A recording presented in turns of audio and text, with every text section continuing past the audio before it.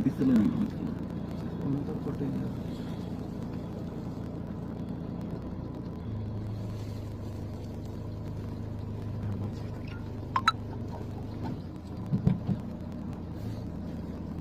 అంటున్నారు. ఒకరు వచ్చేసి మధ్యాహ్నం వరకు 2 గంటల వరకు రావాకండి అని ఒకరు అంటున్నారు.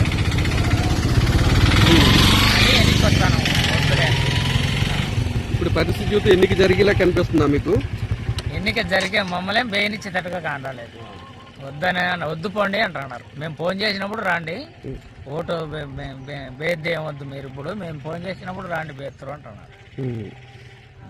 ఏ ఊరు నుండి వచ్చారు? మేము మల్లికార్జునపురం నుండి వస్తాను. ఎక్కడ, ఏ ఊర్లో ఓటు వేయడానికి? కొత్తపల్లెకు.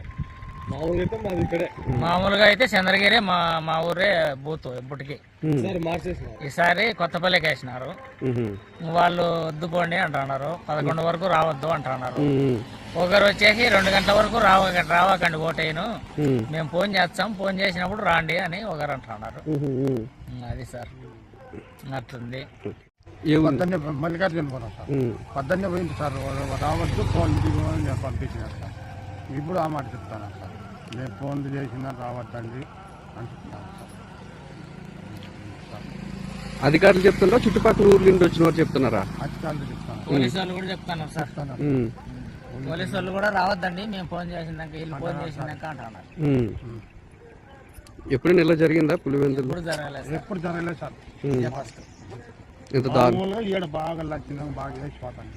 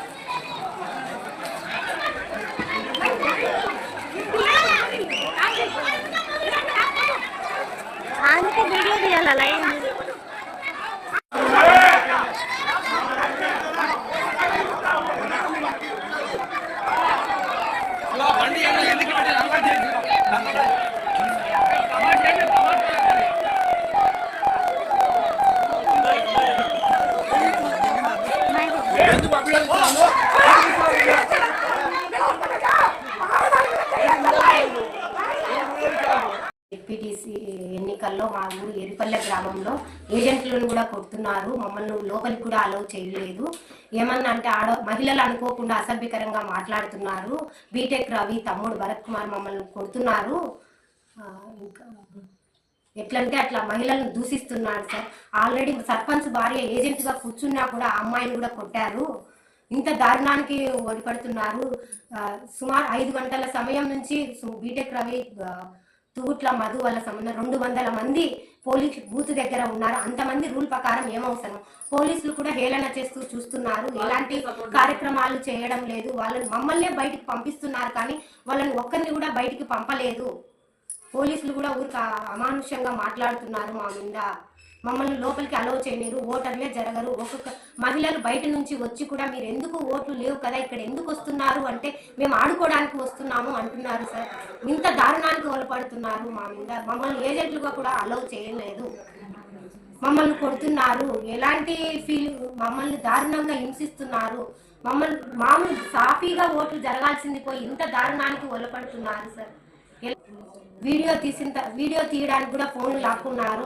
ఆడవాళ్ళు అని చూడకుండా మమ్మల్ని ఆధార్ కార్డులు స్లిప్పులు మమ్మల్ని చించేస్తున్నారు. మేము ఏమని ఓటు వేయాలి? మమ్మల్ని లోపలికి ఉంది సార్. ప్రజాస్వామ్యము ఎందుకు మీరు ఇట్లా ఓట్లు ఎవరైనా ఇస్తారు, ఎవరైనా గెలుస్తారు. పిల్లలు కాదు ముండలు గెలుస్తారు. ఎందుకు పెట్టారా?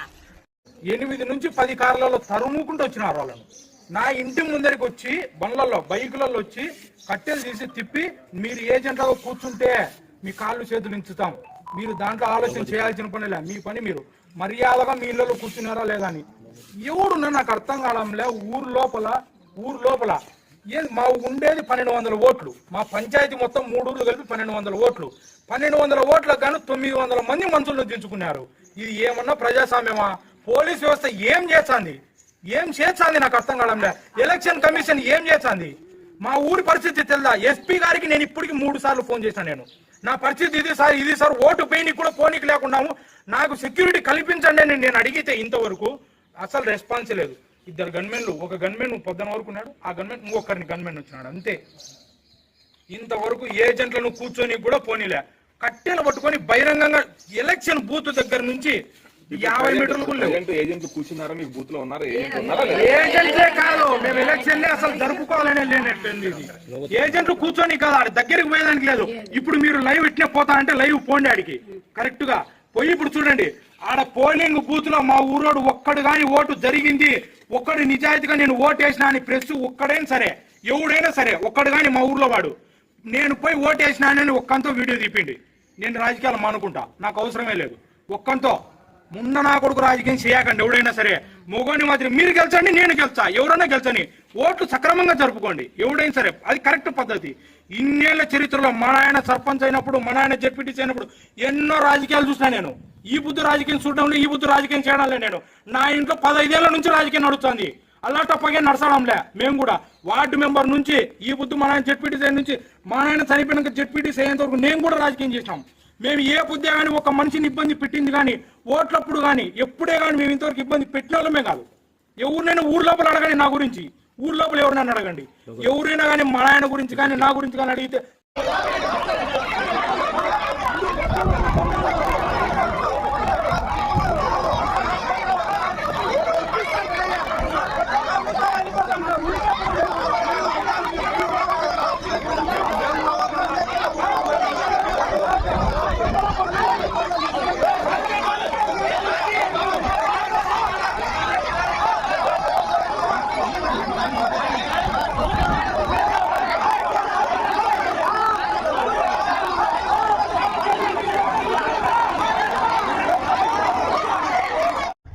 కాకపోతే ఓటేని పోతే ఇప్పుడే రాలేదు, మీరు మధ్యాహ్నం పూట రాపండి, ఇప్పుడు లేవు, ఇప్పుడు ఏందో బాగా అది రిపేర్ ఉన్నాయి, సీసీ కెమెరాలు పని చేయలేదని ఎన్నికి పంపిస్తున్నారు. అందరూ తగిన వాళ్ళందరితో లోపలికి పంపిస్తుంటారు. చాలా బెటర్ అయితే వీళ్ళు అయితే ఎవరో తెలియదంతా కొత్త మనుషులు ఉన్నట్టున్నారు. చాలా జనం అయితే ఎక్కువ ఉన్నారు ఇక్కడ. లోకల్ అయితే ఎప్పుడు చూలే వాళ్ళను, మేము తిరుగుమల మండలం కూడా చూలే వాళ్ళను. చాలా మంది ఎన్నికి పంపించేది జరుగుతుంది. ఓటు బేసానికి పోతే ఓటు లేదని లేదు వాళ్ళు, కానీ ఇప్పుడు కాదు మధ్యాహ్నం పూట రాపండి.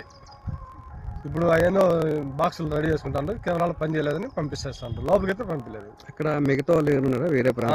వేరే వాళ్ళు బయట నుండి వచ్చిన వాళ్ళకైతే మామూలుగా టౌన్ బయట ఉన్న వాళ్ళు ఓటర్లు ఎవరన్నా వాళ్ళు తగిన మనుషులు వచ్చి లోపలికి పంపిస్తుంటారు. పోలీసులు పంపిస్తుంటారా? మటుకు ఇది ఎలక్షన్ అంటే చాలా జరగడం లేదు, ఏదో వాళ్ళే చేసుకుంటారు. ఓటర్లను అయితే లోపలికి పంపించలేదు, చాలా ఇబ్బంది. అలా నీళ్ళకి ఎంతమంది తిరిగి వచ్చారు వెనక్కి? మొత్తం అందరినీ పంపిస్తాండ్రు, ఎవరో వాళ్ళకి తగిన మనుషులు మాత్రమే పోతున్నారు. ఎవరే కానీ పంపించలేదు అసలు అడిగిపోతే. పోలీసులు ఏమంటున్నారు?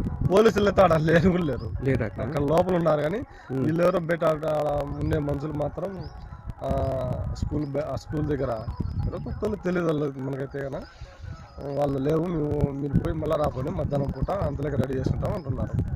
కొత్తగా వచ్చిన వాళ్ళు? కొత్త వాళ్ళు ఎంత మొత్తం.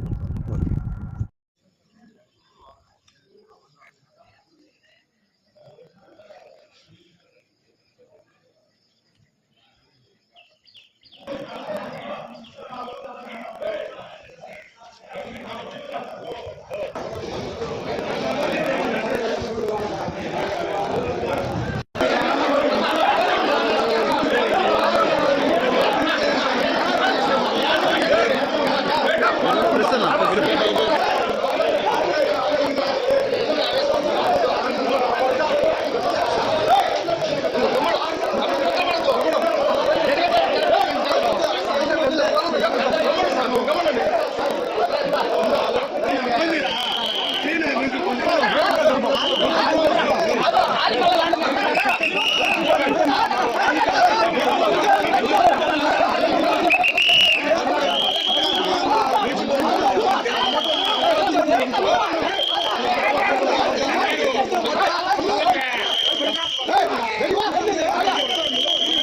పేరు ఎవరు? మాబ్జాన్ సార్, మల్లికార్జునపురం. మాకు లోపలికి పంపించలేదు, మేము వెనక్కి వచ్చాము. 11కి రాపోనంటారు, 9కి రాపోనంటారు, 9కి రాపోనంటారు, 11కి రాపోనంటారు. మాకు పన్నెండు సరిపోతాను పూట వేసిపోతామని కూడా వద్దుకొని మా మీకు తిండిపోని మా అంటారు అని మేము వెనక్కి వచ్చాము. అందరూ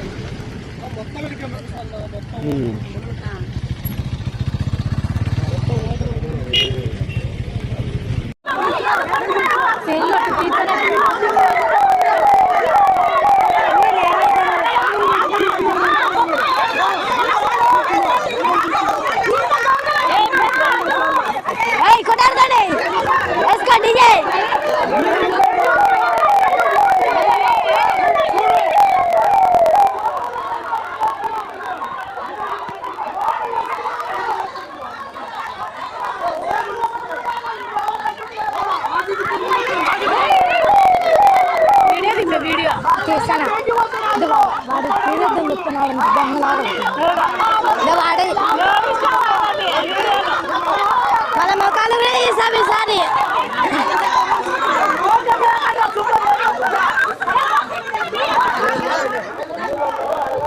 పేరుకే మేము ఓటర్లు ఏం లేదు. మన ఊరు లోపలికి అలో చేశారు. వేసేటప్పుడు అడిగారు, ఊరు నిండా 100 మంది ఉన్నారు. వాళ్ళు మా ఊరోళ్ళు కాదు, వాళ్ళని ఎలా అలో చేశారో తెలియదు.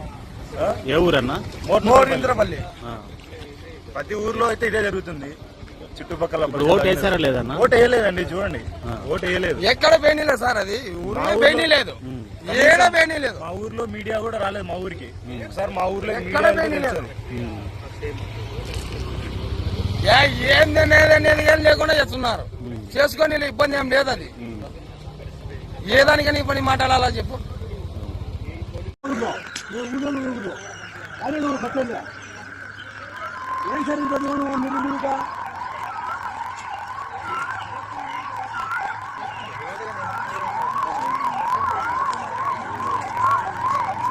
కట్టెలు పట్టుకోవాలి సార్, మళ్ళీ లాఠీలు తీసుకుంటారు.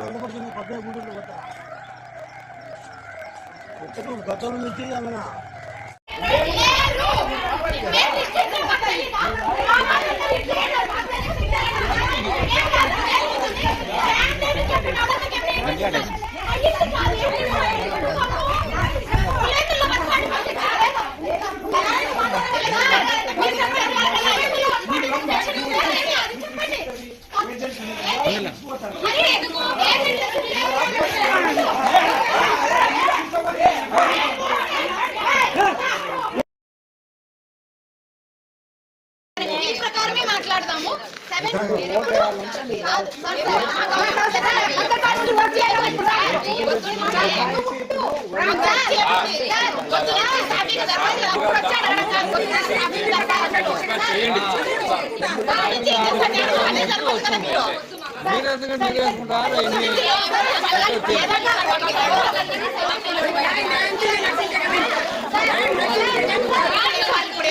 ఎలక్షన్ స్టార్ట్ అవ్వాలంటే ఇద్దరు ఏజెంట్స్ ఉండాలా లేదా?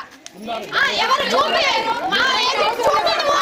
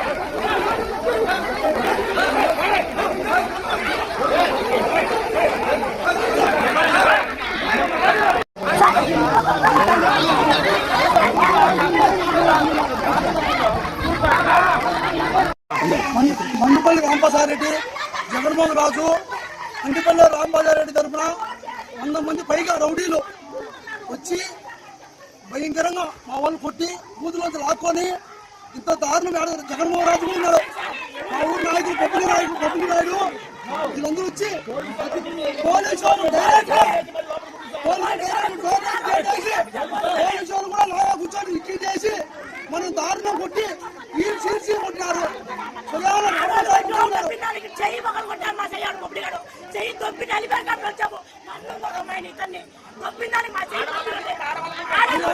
సావడానికి సిద్ధం, దేనికైనా భయపడం.